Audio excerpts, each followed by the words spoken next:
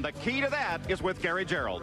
Yes, indeed. Paul Tracy down here in the front row. Al Unser Jr. is the story of the moment for the Penske team, however, in row number 2. And he is now going through the last-minute business of getting strapped in. He's going to step into the cockpit in just seconds.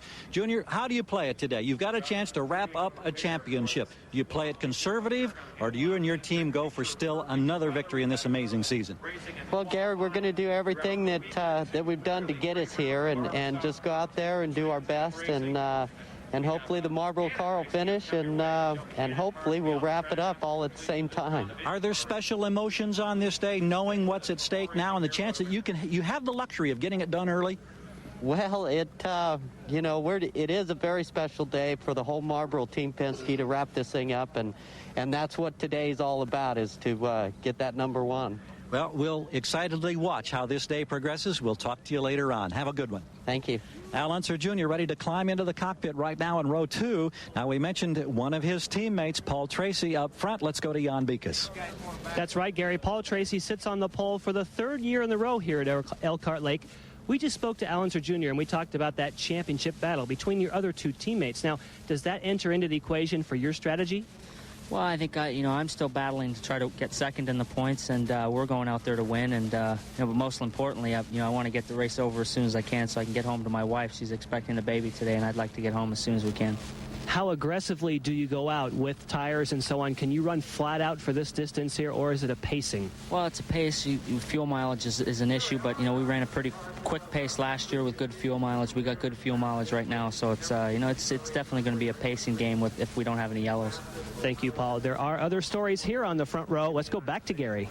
And right alongside on the front row next to Tracy, not more than 6 feet away, the sensational Canadian rookie. What a year he's had, Jacques Villeneuve. This is his best qualifying effort this year on a road circuit. It equals his best start of the season. As you can see, he's down in the cockpit being snugged away right now. This young man, in his first visit to this race facility, came here and tested a few weeks ago. They found a trick aerodynamic change that has given them sensational 200-mile-per-hour straightaway speed. Now, on the downside, when you reduce the drag to get the straightaway speed, the car sometimes has a tendency to be loose in the 14 turns of Elkhart Lake and Road America. We ask him now, how concerned are you about that? Jack kind of wrinkled his nose, got a crinkle in the eyes, and said, well, yeah, a little bit. He could be very, very exciting today, trying to protect a front row starting spot next to Tracy. Let's go back to Jan.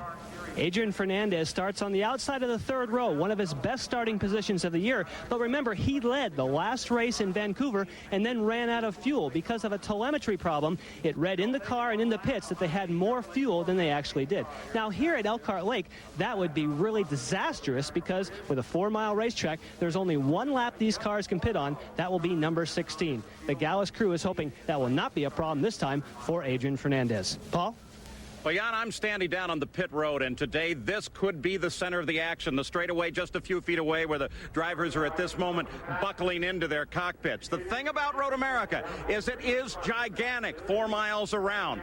Because of that, the strategy that the crews will use to get their drivers in and out of these pits are at a premium. You must stop on exactly the right lap. There's no pit window here. It is 1 lap, lap 16. Too early, and you'll have more stops in the race. You can't win with that. Too late, you'll run out of fuel on this race course. And if you do that, it's a very, very long tow back. And how does that figure overall into the day? Well, as we have suggested to you, the season-long fight for the championship may come to an end. The Indy Car Championship is down to 2 men, Unser and Fittipaldi. All year they have raced as a team, but not today. Al Unser Jr. is the solid points leader. The championship is his to lose. 5th or better will give Al his 2nd IndyCar crown. It's been a dream year for Junior. In addition to his wins and 4 poles, he's led 672 laps, or 38% of the entire season. But here at Road America, the crew is just as key as the driver. Even Penske perfection is subject to the whim of fate. A win can be lost in a second. For Fittipaldi, the task is tougher. Emo must score a podium finish. But this year, consistency has been his trademark. His car has completed 1,632 laps, more than any machine. At age 47, the fire to win still burns fiercely as he tries to become Indy Car's oldest champion. His crew has been together for 5 years to Al's one and given him nearly half of his wins. But even the best team can't protect their driver from the ghosts that lurk or confrontations like last week with champions ready to end the day. One thing is certain. Roger Penske will take home his first IndyCar championship since 1988. The question is, whose name will be on the PPG Cup? Fittipaldi or Unser? 100 is brought to you by Haviland Formula 3 Motor Oil. Add more life to your car. By cold-filtered Miller Genuine Draft. Get out of the old, get into the cold. And by Toyota and their full line of quality cars and trucks. Toyota, I love what you do for me. Well, we're back here on the pit road with the new dad, Derek Daly. Beth had her baby. Yes, and Mom and baby Colin are doing fine. All right, where are the pictures? No pictures? No pickies yet. Oh, Derek.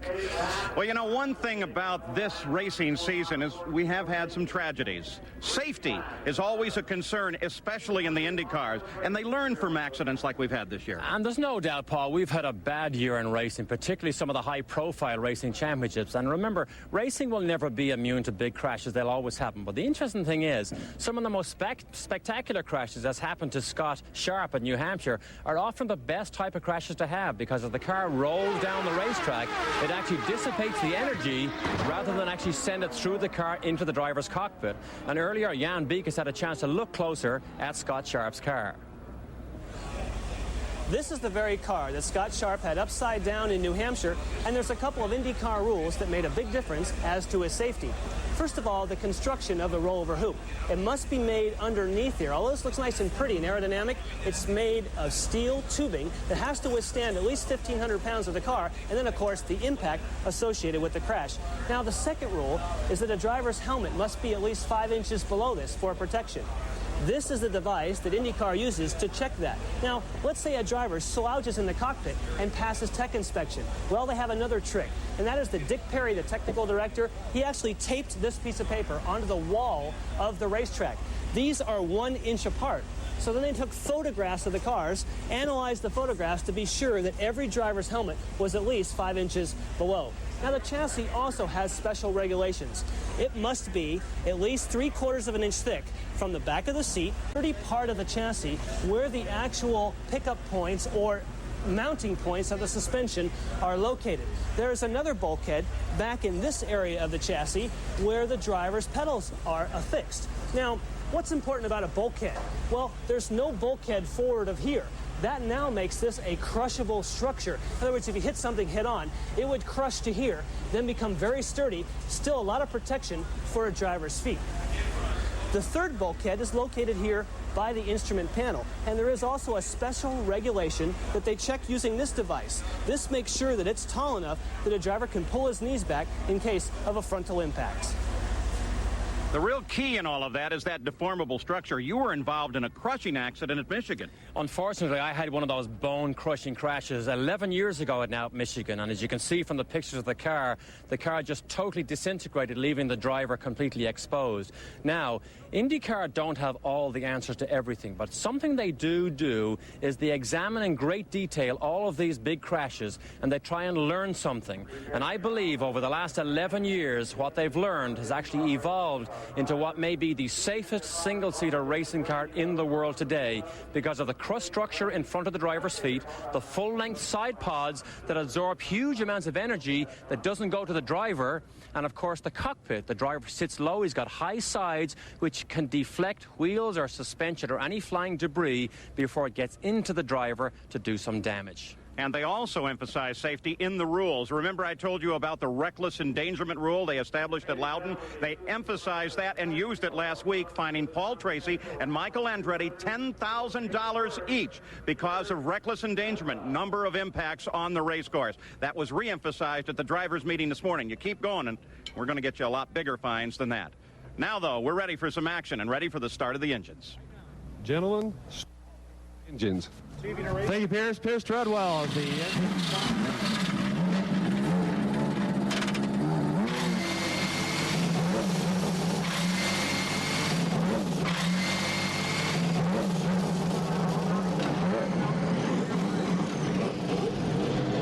Al Unser Jr. waiting an extra 10-15 seconds before he fired his engine. He gives a thumbs up. His crew chief is Richard Buck.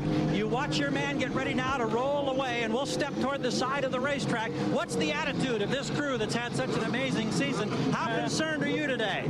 Got a bit of butterflies, must be honest with you right now. It's an important day for us, but we got fuel mileage and brakes. Brakes are a problem here as well that we got to contend with today. So main thing is just to bring it home.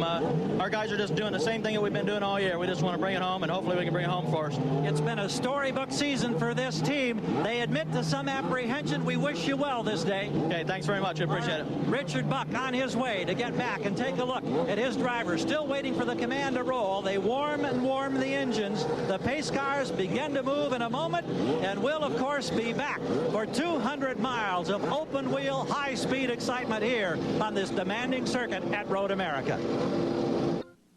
The cars are rolling. We're back at the Texaco Haviland 200. Here's the way they line up on the pole. It's Paul Tracy, the defending champion, has started on the pole in every race he's run at Elkhart Lake. Alongside, a half a second back, is Jacques Villeneuve, as he did at Phoenix. Jacques starts from the outside of the front row. In row 2, it's Nigel Mansell, the fastest Lola qualifier, and Al Unser Jr. looking for his record 9th win. In row 3, it's Robbie Gordon, who equaled his career best with a second-place finish last week in Vancouver. And Adrian Fernandez. He was leading last week at Vancouver when he ran out of fuel. In row 4, it's Mario Andretti. He's a 3-time winner in 11 starts here. And Mark Smith, his best starting position this season. In row 5, Emerson Fittipaldi. All 3 of his wins have come here in even years, 86, 88, and 92. And Raul Boesel, 4th last year. It's his best finish here. In row 6, it's Eddie Cheever and Dominic Dobson. Row 7 is Scott Sharp and Scott Goodyear. In the 8th row, it's Teo Fabi and Bobby Rahal. Row 9 is Ari Leyendyk and Mike Groff. And the 10th row is Stefan Johansson and Michael Andretti. In row 11, Christian Danner and Jimmy Vasser. The 12th row, Claude Bourbonnais and Willie T. Ribbs. In row 13, Mauricio Gugelmin and Alessandro Zampedri. Hiro Matsushita is inside row 14, Giovanni Lavaggi to the outside. Marco Greco on the inside of row 15. Ross Bentley was scheduled to start to the outside, but they found a cracked bell housing this morning, and instead, Frank Freon will start in the 30th position. So now they circulate, ready to begin the pace laps. We'll be back for the start at Road America.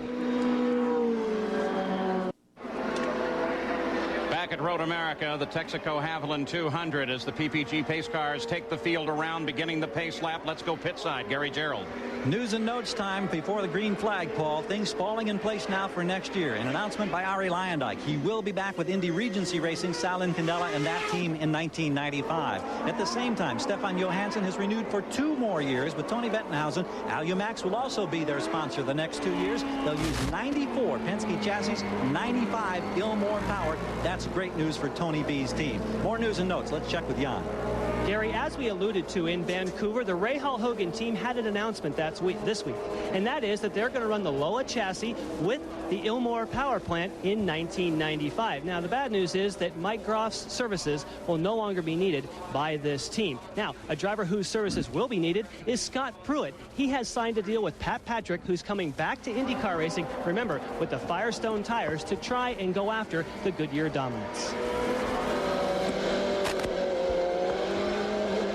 Taking a look at the onboard cameras that will cover this gigantic 14-turn, 4-mile, actually a tick over 4-mile course here today.